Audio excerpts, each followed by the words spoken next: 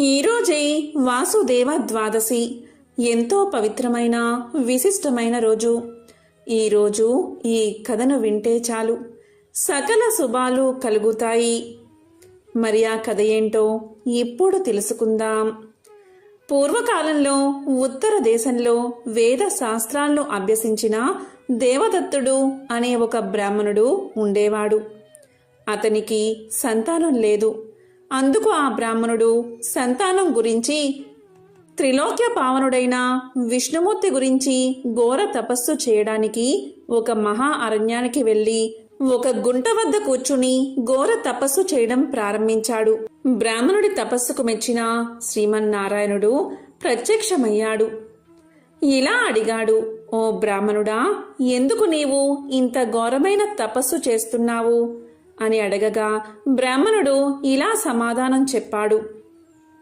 ఆ శ్రీమన్నారాయణుడికి ప్రదక్షిణ నమస్కారాలు చేసి, ఓ మహావిష్ణు, నీ పాదాలను దర్శించడం వల్ల నా జన్మ సఫలమైనది, నేను కృతజ్ఞుణ్ణి అయ్యాను అని అనేక విధాలుగా స్వామిని స్తోత్రం చేశాడు.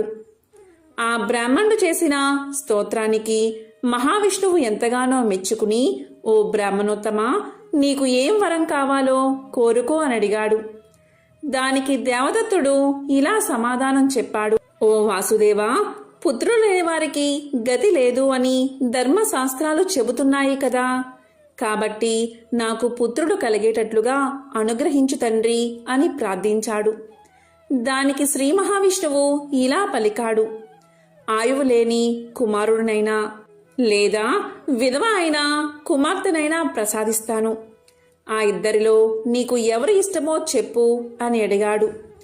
దానికి దేవదత్తుడు, స్వామి, నేను ఇంటికి వెళ్ళి నా భార్యను అడిగి తెలుసుకుని వచ్చి చెప్తాను అని స్వామికి చెప్పి దేవదత్తుడు ఇంటికి వెళ్ళి భార్యను అడుగుతాడు. భార్య ఎంతగానో ఆలోచించి ఇలా సమాధానం చెప్తుంది, విధవ అయినా కూతురు కలిగేటట్లుగా వరం కోరుకోండి అని భర్తకు సలహా ఇస్తుంది. దేవదత్తుడు మరలా ఆ గుంట వద్దకు వచ్చి శ్రీహరికి నమస్కారం చేసి కుమార్తె కలిగేటట్లుగా వరం ఇవ్వమని కోరతాడు. అప్పుడు శ్రీహరి, అలాగే, నీకు కూతురు కలుగుతుంది అని ఆశీర్వదించి అంతర్ధానమవుతాడు. తరువాత దేవదత్తుడు ఇంటికి వెళ్ళి సుఖంగా కాలాన్ని కొనసాగిస్తున్నాడు. కొద్ది రోజులకు దేవదత్తుని భార్య గర్భవతి అవుతుంది. 10వ నెలలో ఒక కుమార్తెకు జన్మను ఇస్తుంది. ఆ బాలిక రోజురోజు వృద్ధి చెందుతూ ఉంటుంది. వివాహకాలం వచ్చిన తర్వాత ఆమె తండ్రి అయిన దేవదత్తుడు ఒక బ్రాహ్మణుడికి ఆమెను ఇచ్చి వివాహం జరిపిస్తాడు. ఇలా పెళ్లి జరిగిన 2-3 నెలలకే ఆమె భర్త చనిపోతాడు. తరువాత కొద్ది రోజులకే ఆమె తల్లిదండ్రులు కూడా చనిపోతారు. తరువాత విధవ అయిన ఆమె తన తండ్రి ఇంటిలోనే ఉంటూ ధర్మం చేయకుండా ఇంటికి వచ్చే భిక్షకులకు నాస్తి నారాయణ, నాస్తి నారాయణ అని చెబుతూ భిక్షం పెట్టకుండా కఠినురాలై ఉండేది. ఇది ఇలా ఉండగా ఒకరోజు శ్రీ మహావిష్ణువు తన మనసులో ఇలా అనుకున్నాడు, ఈ విధవ ఎంత దయలేనిది, అయినా కూడా నారాయణ స్మరణాన్ని మాత్రం వదలకుండా చేస్తుంది అని ఎంతగానో సంతోషించి ఒకరోజు బ్రాహ్మణుడి రూపాన్ని ధరించి ఆ విధవ స్త్రీ ఇంటికి వచ్చి భిక్షం పెట్టమని అడుగుతాడు. దానికి ఆ నిర్దయురాలు నాస్తి నారాయణ అని చెప్తుంది. వెంటనే ఆ బ్రాహ్మణ వేషం ధరించిన వైకుంఠధాముడు ఇలా పలుకుతాడు, అమ్మా, ప్రాతకాలముందు అతిథి వచ్చిన వేళలో అవమానించవచ్చా అని అంటాడు. దానికి ఆ విధవ కోపంతో బ్రాహ్మణ వేషం వేసుకుని వచ్చిన జగత్ రక్షకుని భిక్ష పాత్రలో తాను ఇల్లు అలుకుతున్న పాత గుడ్డను విసిరేసింది. వెంటనే ఆ బ్రాహ్మణుడు అవతలకు పోయి తను భిక్ష ఎత్తుకునే పాత్రలోకి చూడగా ఆ గుడ్డలో ఒక చిన్న కంది గింజ ఉంది. వెంటనే శ్రీమన్నారాయణుడు ఆ కంది గింజను నెలలో పాతిపెట్టి వైకుంఠానికి వెళ్ళిపోయాడు. తరువాత కొద్ది రోజులకు ఆ కంది గింజ పెద్ద చెట్టుగా ఆకులు, పువ్వులు, కాయలతో నిండి ఉంది. ఇలా జరుగుతూ ఉండగా కొన్ని రోజులకు విధవ చనిపోయి పురుగు జన్మ ఎత్తి ఆ కంది చెట్టుపై ఆకులను తింటూ ఉండేది. తరువాత కొద్ది రోజులకు జగన్నాథుడు అయిన శ్రీమన్నారాయణుడు మహాలక్ష్మితో కలిసి పురుగు ఉన్న స్థలానికి వచ్చి, ఓ కీటకమా, బాగున్నావా అని అడిగిన వెంటనే కీటకం ఇలా సమాధానం చెప్తుంది, జగదీశ్వర, నీకు తెలియని విషయం ఏముంటుంది, ఇలా ఈ ఆకులను తింటూ ఈ చెట్టుపైనే బతుకుతున్నాను అని పలుకుతుంది. అప్పుడు లక్ష్మీదేవి భర్త అయిన మహావిష్ణువును చూసి, ఓ ప్రాణనాథ, ఈమెకు ఈ పురుగు జన్మ రావడానికి కారణం ఏమిటి అని అడగగా నారాయణమూర్తి ఇలా చెప్పడం ప్రారంభించాడు. ఆ పురుగు విధవ స్త్రీగా ఉన్నది. మొదలు దానికి పురుగు జన్మ కలిగే వరకు జరిగిన కథనంతా శ్రీ మహాలక్ష్మికి వివరంగా తెలియచేశాడు. అప్పుడు మహాలక్ష్మీదేవి ఎంతగానో బాధపడి, నారాయణ, ఈ పురుగుకు విముక్తి ఎప్పుడు లభిస్తుంది అని అడగగా విష్ణుమూర్తి ఇలా సమాధానం చెప్తాడు, ఓ శ్రీ మహాలక్ష్మి, ఈ పురుగుకు ద్వాదశి రోజు చేసిన వ్రత ఫలితాన్ని కొంచెం ఇస్తే ఈ పురుగు జన్మ తొలగిపోతుంది అని చెప్పిన వెంటనే శ్రీ మహాలక్ష్మీదేవి ఆ ద్వాదశి ఫలాన్ని ఆ పురుగుకు ఇచ్చింది. వెంటనే ఆ పురుగు స్త్రీ రూపాన్ని ధరించి శ్రీ లక్ష్మీనారాయణలకు ప్రదక్షిణ నమస్కారాలు చేసి లక్ష్మీదేవితో ఇలా పలుకుతుంది, ఓ జగజ్జనని, ఈ వ్రతాన్ని నేను కూడా చేస్తాను. ఈ వ్రతం యొక్క కథను వివరించండి అని అడగగా లక్ష్మీదేవి ఇలా చెప్తుంది, ఈ కథను భక్తి శ్రద్ధలతో విన్నవారికి, చదివిన వారికి అన్ని పాపాల నుండి విముక్తి, ఉత్తమ ఫలితాలు కలుగుతాయి. ఆ కథ ఏంటి అంటే, ఇక్ష్వాకు వంశంలో జన్మించిన త్రిశంకు మహారాజు భార్య పద్మావతి. ఆమె ప్రతిరోజు విష్ణువును పూజిస్తూ స్వామికి ధూపదీప నైవేద్యాలను సమర్పిస్తూ కొన్ని సంవత్సరాలు నారాయణ నామస్మరణాన్ని జపిస్తూ గడిపింది. ఒక ద్వాదశి రోజున పద్మావతి విష్ణువును ఆరాధించి విష్ణుమూర్తి విగ్రహం ముందే నిద్రించింది. ఆమెకు అప్పుడు ఒక కల వచ్చింది. ఆ కలలో జగన్నాథుడు ప్రత్యక్షమై, పద్మావతి, ఏం కావాలో కోరుకో అన్నాడు. అప్పుడు పద్మావతి ఇలా కోరుకుంది, స్వామి, విష్ణు భక్తుడు, సార్వభౌముడు అయ్యే కొడుకు కావాలి అని కోరుకుంది. అప్పుడు విష్ణువు ఆమెకు ఒక పండును ఇచ్చి తినమని చెప్పి అంతర్ధానమయ్యాడు. పద్మావతి తన కల గురించి భర్తకు తెలిపింది. అప్పుడు త్రిశంకుడు, మంచి కలనే కన్నావు అని ఎంతగానో ఆనందించాడు. అంతలోనే వారు తమ ఎదుట ఒక పండు ఉండడం గమనించి ఎంతగానో ఆశ్చర్యపోయారు. తరువాత ఆనందంగా ఆ దంపతులు విష్ణువును ప్రార్థించారు. తరువాత పద్మావతి ఆ పండును తింది. కొంతకాలానికి ఆమె గర్భవతి అయ్యింది. తరువాత చక్కని కుమారుణ్ణి కన్నది. త్రిశంకుడు పుత్రుడికి జాతకాది సంస్కారాలు జరిపించి అంబరీషుడు అనే పేరు పెట్టారు. అంబరీషుడు దినదిన ప్రవర్ధమానుడయ్యాడు. త్రిశంకుడు మరణించాడు. అంబరీషుడు రాజయ్యాడు. కొంతకాలం రాజ్యాన్ని పాలించి తరువాత రాజ్యభారాన్ని మంత్రులపై వేసి అంబరీషుడు తపస్సు చేసేందుకు అడవులకు వెళ్ళాడు. అష్టాక్షరి మంత్రాన్ని జపిస్తూ హరి కోసం ఘోరమైన తపస్సు చేశాడు. కొంతకాలం తపస్సు చేసిన తర్వాత హరి ఇంద్రుడి రూపంలో ఐరావతాన్ని ఎక్కి అంబరీషుడి ముందు సాక్షాత్కరించాడు. అప్పుడు ఇంద్రుడి రూపంలో ఉన్న శ్రీ మహావిష్ణువు ఇలా పలికాడు, నీకేం కావాలో కోరుకో అని. దానికి అంబరీషుడు, నేను విష్ణువు కోసం తపస్సు చేస్తున్నాను, మీకోసం కాదు. నీవు నాకు ఏమీ ఇవ్వక్కర్లేదు, తీసుకోవడానికి కూడా నేను సిద్ధంగా లేను. ఇక మీరు వెళ్ళవచ్చు అని పలికి మరలా తపస్సులోకి జారుకున్నాడు. అంబరీషుడి మాటలకు శ్రీహరి ఎంతగానో సంతోషించి నిజ రూపాన్ని ధరించి అంబరీషుడికి కనిపించాడు.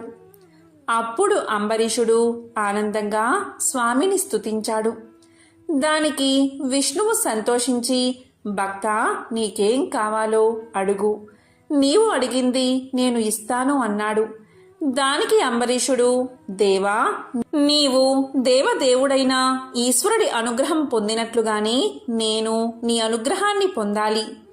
నేను ఈ లోకంలో విష్ణు భక్తిని ప్రచారం చేసి అందరినీ విష్ణు భక్తులుగా చేయడానికి, ఈ భూమిని ధర్మంగా పరిపాలించడానికి, శత్రువులను అణిచివేయడానికి తగిన శక్తిని ప్రసాదించు అని కోరుకున్నాడు. అప్పుడు విష్ణువు, అంబరీషా, ఇంతకుముందు నాకు శివుడు ఇచ్చిన సుదర్శనాన్ని నీకు ఇస్తున్నాను. అది ఎల్లప్పుడూ నీ వద్దే ఉంటుంది, నిన్ను రక్షిస్తూ ఉంటుంది అని ఆశీర్వదించి అంతర్ధానమయ్యాడు. అప్పుడు అంబరీషుడు అయోధ్య నగరానికి వెళ్ళి ప్రజలను కన్న బిడ్డల వలె చూస్తూ రాజ్యాన్ని పాలిస్తున్నాడు. 100 అశ్వమేధ యాగాలు, 100 వాజపేయి యాగాలను చేశాడు. అతని పాలనలో రాజ్యంలోని ప్రజలందరూ సుఖంగా జీవిస్తున్నారు. అందరూ విష్ణు భక్తులు అయ్యారు. ప్రతి ఇంట్లో హరినామం వినిపిస్తూ ఉంది. సకాలంలో వర్షాలు పడి భూములు పండి పంటల్ని ఇస్తున్నాయి. రాజ్యమంతా సస్యశ్యామలమై ధన కనక రత్న రాసులతో కలకలలాడింది. అంబరీషుడికి ఒక కుమార్తె ఉంది. ఆమె ఎంతో అందగత్తె. ఒకరోజు అంబరీషుడి దగ్గరకు మునులైన నారదుడు, పర్వతుడు వచ్చారు. వారు అంబరీషుడి కుమార్తెను చూసి మోహించారు. వారు విడివిడిగా అంబరీషుడి దగ్గరకు వచ్చి అతని కుమార్తెను ఇచ్చి వివాహం చెయ్యమని అడిగారు. దీంతో అంబరీషుడు ఆలోచనలో పడ్డాడు. ఇలా అనుకున్నాడు, ఇద్దరూ శక్తివంతులే, ఎవరి మాట కాదన్నా మరొకరికి కోపం వస్తుంది అని అనుకుని తరువాత ఇద్దరినీ పిలిచి ఇలా పలికాడు. మహానుభావులారా, నా పుత్రిక ఎవరిని ఇష్టపడితే వారికే ఇచ్చి వివాహం చేస్తాను అన్నాడు. అప్పుడు ఆ మునులు ఇలా పలికారు, రాజా, రేపు నీ పుత్రిక స్వయంవరానికి వస్తాము అని చెప్పి అక్కడి నుండి వెళ్ళిపోయారు. అయోధ్య నుంచి వైకుంఠానికి వెళ్ళి మహావిష్ణువును కలిశాడు నారదుడు. నారదుడు విష్ణువుతో ఇలా పలికాడు, దేవా, నీవు నా కోసం ఒక పనిని రహస్యంగా చెయ్యాలి అన్నాడు. దానికి శ్రీహరి, నారదా, చెప్పు అన్నాడు. అప్పుడు నారదుడు విష్ణువుతో, దేవా, నేను నీ భక్తుడైన అంబరీషుడి కుమార్తెను వివాహం చేసుకోవాలి. కానీ నాకు పోటీగా పర్వతముని వచ్చారు. కనుక రేపు జరిగే స్వయంవరంలో అంబరీషు పుత్రికకు పర్వతుడు కోతిగా కనిపించాలి అన్నాడు. దానికి శ్రీహరి చిరునవ్వు నవ్వి సరే అన్నాడు. నారదుడు వెళ్ళగానే పర్వతముని వైకుంఠానికి చేరుకున్నాడు. విష్ణువును దర్శించి, దేవా, నేను అంబరీషుడి కుమార్తెను వివాహం చేసుకోవాలి అనుకుంటున్నాను. అంబరీషుడు ఆమె ఎవరిని కోరుకుంటే వారితోనే వివాహం చేస్తాను అన్నాడు. రేపు ఆమెకు స్వయంవరం. ఆ స్వయంవరానికి నారదుడు వస్తే అతడు అంబరీషుడి పుత్రికకు వికృతంగా కనిపించాలి అని అన్నాడు. దానికి శ్రీహరి చిరునవ్వు నవ్వి సరే అన్నాడు. అంబరీషుడు తన పుత్రిక అయిన శ్రీమతికి స్వయంవరాన్ని ఏర్పాటు చేశాడు. దానికి నారదుడు, పర్వతుడు వచ్చారు. అంబరీషుడు తన కుమార్తె అయిన శ్రీమతికి నారదుడు పర్వతముళ్ల కోరికలను తెలిపి వారిలో నీకిష్టమైన వారిని వరించు అని చెప్పాడు. తరువాత శ్రీమతిని అంబరీషుడు స్వయంవర సభకు తీసుకుని వచ్చాడు. శ్రీమతి ఒక వరమాలను ధరించి వచ్చిన వారిని చూస్తూ వెళ్ళింది. తరువాత ఆమె తండ్రితో ఇలా పలికింది, తండ్రి, నాకిక్కడ మునులు కనిపించడం లేదు. ఒకరు వానరముఖం, మరొకరు కొండంగి ముఖం కలిగి ఉన్నారు. వారి మధ్యలో సుందరమైన యువకుడు నాకు కనిపిస్తున్నాడు. అతడు తన కుడి చేతిని ఊపుతూ నన్ను రమ్మంటున్నాడు. నేను అతగాడినే వరిస్తాను అని వరమాలను తీసుకువెళ్ళి ఆ సుందరాంగుడి మెడలో వేసింది. సుందరుడైన ఆ హరి శ్రీమతిని తీసుకుని తన లోకానికి వెళ్ళిపోయాడు. అప్పుడు నారదుడు, పర్వతుడు, విష్ణువు తమని మాయ చేశాడు అని అనుకుంటూ వైకుంఠానికి వచ్చారు. వారి రాకను గమనించిన విష్ణు శ్రీమతిని రహస్య ప్రదేశంలో దాక్కోమని చెప్పాడు. ఆమె అలాగే దాక్కుంది. నారదుడు విష్ణు వద్దకు వచ్చి నమస్కారం చేసి ఇలా అన్నాడు: స్వామి, మీరు నన్ను మోసం చేశారు. నేను పర్వతుడి ముఖాన్ని కోతి ముఖం చెయ్యమని అడిగితే నీవు నా ముఖాన్ని కూడా మార్చేశావు అన్నాడు. దానికి విష్ణువు, దీంట్లో నా తప్పేమీ లేదు. నీవు అడిగినట్లే పర్వతుడు కూడా వచ్చి నీ ముఖాన్ని మార్చమన్నాడు. నేను మీ ఇద్దరూ కోరిన విధంగానే చేశాను అన్నాడు. అప్పుడు ఇలా అన్నాడు నారదుడు: నీవు మమ్మల్ని అంద వికారాలుగా మార్చి అంబరీషుడి పుత్రికను తీసుకుని వచ్చావు. ఇది అన్యాయం కదా అని అన్నాడు. అప్పుడు విష్ణువు నవ్వి, దీనిలో అన్యాయం ఏముంది? స్వయంవరంలో శ్రీమతి నన్ను వరించింది, అందుకే ఆమెను గ్రహించాను అన్నాడు. దీంతో నారదుడు, పర్వతుడు ఆలోచించి అంబరీషుడి వద్దకు వెళ్ళి ఇలా పలికారు: రాజా, నీవు మమ్మల్ని మోసం చేశావు. మా ఇద్దరిలో ఒకరికి ఇవ్వవలసిన కన్యను వేరే వారికి ఇచ్చావు. దేనికి నీవు ప్రతిఫలాన్ని అనుభవిస్తావు. నీకు మాయ వల్ల చీకటి ఆవరిస్తుంది అని శపించారు. కాని అంబరీషుడికి విష్ణువు ఇచ్చిన సుదర్శన చక్రం ఆ మాయను ఛేదించి చీకటిని తొలగించింది. తరువాత అది నారదుడు పర్వతమునుల వెంటపడింది. వారు భయపడి అక్కడి నుండి పారిపోయారు. కాని ఆ చక్రం వారిని వదల్లేదు. వారు అన్ని లోకాలకు తిరుగుతూ చివరికి విష్ణులోకమైన వైకుంఠానికి చేరుకుని విష్ణువును శరణు వేడారు. అప్పుడు విష్ణువు ప్రసన్నుడై చక్రాన్ని నివారించి, ఓ చక్రమా, వీరిద్దరూ కూడా నా భక్తులే, కనుక వీరిని వదిలిపెట్టు. ఈ అంబరీషుడి వంశంలో దశరథుడికి పెద్ద కొడుకుగా నేను అవతరిస్తాను. నా కుడి భుజం భరతుడు, ఎడమ భుజం శత్రుఘ్నుడిగా, ఆదిశేషుడు లక్ష్మణుడిగా జన్మిస్తారు. అప్పుడు లోక కళ్యాణం కోసం నేను నిన్ను ఉపయోగిస్తాను అని చెప్పగా సుదర్శన చక్రం తిరిగి అంబరీషుణ్ణి చేరుకుంది. నారదుడు, పర్వతుడు మునులుగా పరిశుద్ధులుగా జీవిస్తామని ప్రతిజ్ఞ చేశారు. అంబరీషుడు ప్రజలను చక్కగా పాలించి చివరకు వైకుంఠ ధామానికి చేరుకున్నాడు. ఎంతో పవిత్రమైన ఈ వాసుదేవ ద్వాదశి రోజు ఈ కథను వింటే చాలు, సకల శుభాలు కలుగుతాయి. జన్మల పాపాలు తొలగి కోటి జన్మల పుణ్యం కలుగుతుంది. వాసుదేవ ద్వాదశి శ్రీకృష్ణుడికి సంబంధించింది. వాసుదేవుడు అంటే శ్రీ మహావిష్ణువు. విష్ణువు నామాల్లో ఒక్కొక్క దానికి ఒక్కో విశిష్టత ఉంది. అలాగే వాసుదేవ నామానికి ప్రత్యేకత ఉంది. వసుదేవుని కుమారుడు అయినందున వాసుదేవ అనే పేరు వచ్చింది. అన్నిటిలో వసించువాడు కనుక వాసుదేవుడు అంటారు. విష్ణు సహస్రనామంలో సర్వభూత నివాసోసి వాసుదేవ నమోస్తుతే అనేది దీన్నే సూచిస్తుంది. ఇక అన్ని ప్రాణుల్లో నివసించే ప్రాణశక్తి, చైతన్య శక్తి, ఆత్మపరమైన శక్తికి వాసుదేవమనే పేరు ఉన్నట్లు పెద్దలు చెబుతారు.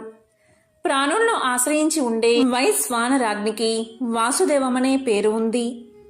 అహం వైశ్వానరో భూత్వా ప్రాణినాం దేహమాశ్రితః అని గీతలో భగవంతుడు చెప్పిన విషయం వెనుక అర్థమిదే. అర్జునుడు కృష్ణుణ్ణి ఎక్కువగా పిలిచే పేరు వాసుదేవ అనే. ఈ వాసుదేవ ద్వాదశి రోజు విష్ణు సహస్రనామాన్ని పఠించిన, విన్న సకల శుభాలు కలుగుతాయి. మనకి కనిపించే ప్రత్యక్ష దైవం ఆ సూర్యనారాయణమూర్తి. ఒకరోజు సూర్య భగవానుడికి తనకంటే శక్తివంతుడు ఈ ప్రపంచంలో లేడు, తాను లేకపోతే ఈ ప్రపంచమంతా చీకటిగా మారిపోతుంది అనే గర్వం వచ్చింది. ఆ సమయంలో సూర్యుని కుమారుడైన శనిదేవుడు తన తండ్రైన సూర్య భగవానుడికి నమస్కారం చేసి ఇలా పలుకుతాడు: తండ్రి, ఈ ప్రపంచంలో అందరికంటే శక్తివంతుడు ఒక్క శివుడు మాత్రమే. అతనికంటే శక్తివంతుడు ఈ ప్రపంచంలోనే ఎవరూ లేరని చెబుతాడు. దీంతో ఆ మాటలకు సూర్యుడికి కోపం వచ్చి తన నుంచి వచ్చే వెలుగును ఆపేస్తాడు. దాంతో ప్రపంచమంతా అంధకారంలో మునిగిపోతుంది. అది చూసిన శనిదేవుడు ఒక రుద్రాక్షను తీసుకువచ్చి సూర్యుడి స్థానంలో ఉంచి శివయ్యను ఆరాధించి రుద్రాక్ష నుంచి కాంతి వచ్చేలా చేస్తాడు. ఆ రుద్రాక్ష సూర్యుడి కంటే కాంతివంతంగా ప్రకాశిస్తూ ఉంటుంది. ఇదంతా ఇంద్రుడు గమనిస్తాడు.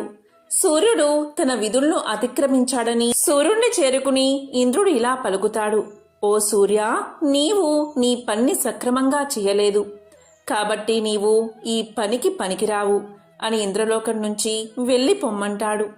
ఇక సూర్యుడు దీనంతటికీ కారణం శివుడే అనే కోపంతో భూలోకానికి వస్తాడు. సూర్యుడు భూలోకంలో అడవిలో మాలి మరియు సుమాలి అనే ఇద్దరు మిత్రులను చూస్తాడు. వారిద్దరూ శివ భక్తులు. వీరు రావణుడికి తాతలు అవుతారు. వీరు శివుడి యొక్క తపస్సు చేసుకుంటూ ఉంటారు. వీరికి ఒక వరముంది. అదేంటి అంటే, ఎవరైతే వీళ్లను చంపాలి అని భావిస్తారో అలాంటి వారిని స్వయంగా శివుడే సంహరిస్తాడు అని. ఇక శివుడి మీద కోపంతో సూర్యుడు వీరిని చంపబోగా ఆ మహాశివుడు ప్రత్యక్షమై తన త్రిశూలంతో సూర్యుణ్ణి హతమారుస్తాడు. దాంతో సూర్యుడు నల్లగా మారిపోతూ ఉంటాడు. సూర్యుడి యొక్క తండ్రి బ్రహ్మ మానసపుత్రుల్లో ఒకడైన కశ్యప మహర్షి. దీంతో కశ్యప మహర్షి శివుడి దరికి చేరి, శివ, నీవు నా కుమారుణ్ణి ఎలా అయితే చంపావో అలాగే నీ కుమారుణ్ణి కూడా నీ చేతులతోనే చంపుతావు అని శాపం ఇస్తాడు. అప్పుడు శివుడు ఇలా పలుకుతాడు: ఓ మహర్షి, శాంతించండి. నేను సూర్యుణ్ణి తాత్కాలికంగా మాత్రమే సంహరించాను, శాశ్వతంగా కాదు. సూర్యుడిలో ఉన్న గర్వాన్ని మాత్రమే నేను అణిచేశాను, అంతేకాని సూర్యుణ్ణి కాదు అని చెప్పి సూర్యుడికి పునర్జన్మను ప్రసాదిస్తాడు శివుడు. ఆ తరువాత సూర్యుడు తన తప్పులను తెలుసుకుని శివుణ్ణి క్షమించమని వేడుకుంటాడు. తన ప్రకాశాన్ని సృష్టికి అందిస్తూ ఉంటాడు సూర్యుడు. ఈ విధంగా సూర్యుడి గర్వాన్ని అణచి సృష్టి కార్యం చేసేలా ఆ మహాశివుడు చేశాడు. అలాగే సూర్య భగవానుడి మహిమను తెలిపే ఒక అద్భుతమైన కథను ఇప్పుడు తెలుసుకుందాం. పూర్వకాలంలో ఒక ముసలావిడ ఉండేది.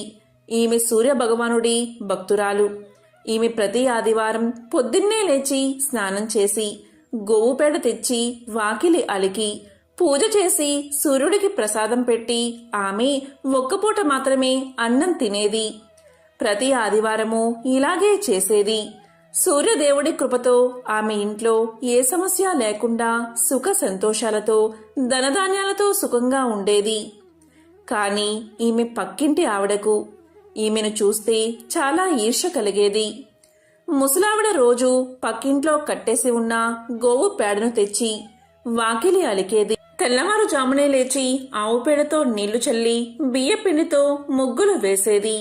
స్నానం చేసి శుచిగా దేవుణ్ణి పూజించేది. అంతవరకు మంచినీళ్లు కూడా ముట్టేది కాదు. అవ్వ వద్ద ఆవు లేనందున పొరుగింటి వారి నుంచి గోమయం తెచ్చుకునేది. అవ్వ ఏ రోగాలు లేకుండా ఆరోగ్యంగాను సంతోషంగానూ ఉండడం చూసి పొరుగామి ఈర్ష్యపడేది. నా ఆవు పేడ వల్లనే కదా ఈ అవ్వ ఇల్లు అలుకుతున్నది, సుఖంగా ఉంది. నేను పేడ ఇవ్వకపోతే అవ్వకు సుఖ సంతోషాలు ఉండవు అనుకుని పేడ ఇవ్వలేదు. ఇల్లు అలకని కారణంగా అవ్వ ఆ రోజు తిండి తినలేదు. కాకతాళీయంగా ఆ రోజు ఆదివారం నీరసంగా దినమంతా పస్తు ఉండి నిద్రపోలేకపోయింది. రాత్రంతా ఒకటే ఆలోచన, రేపు పేడ దొరక్కపోతే ఉపవాసం ఉండాలి అనుకుంది. కరుణామయుడైన ఆ సూర్య భగవానుడు ఈ చిన్నపాటి కోరిక తీర్చడా అనుకుంది. కోడి కూతతో పక్క మీద నుంచి లేచి వీధి గుమ్మం వద్దకు వచ్చింది అవ్వ.